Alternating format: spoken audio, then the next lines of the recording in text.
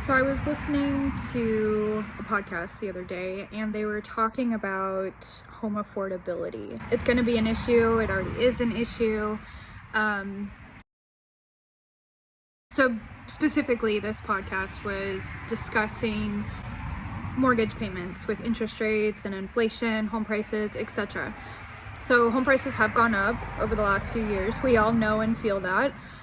But interest rates have gone up significantly over the last 18 months. So what they are talking about is buying now, even at a 7% interest rate at current home prices, because what's going to happen, and I do believe this, what's going to happen is if and when interest rates come down, all of these sellers that were holding on to their inventory, their homes, because they had low rates, are going to be more willing to go out there and upsize, downsize, and the buyers that were getting priced out of their market the last 18 months are going to re-enter the market.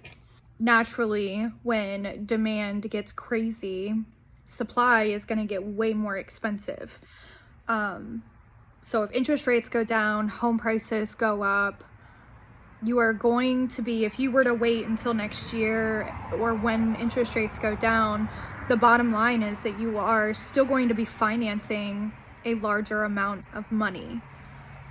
So, for example, right now, you're buying a $350,000 house at a 7% interest.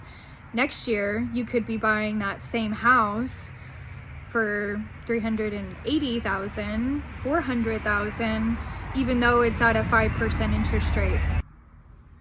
I hope I'm explaining that in a way that can be understood. Basically, even if you wait and get a lower interest rate, you're still going to be borrowing more money, and you're still going to be paying interest on more money. Make sense? So if you're a home buyer, if you recently bought, if you're looking to buy, waiting for lower interest rates, I want to know what your thoughts are on that. And if you're not buying right now, why are you waiting? And if you did just buy, tell us why.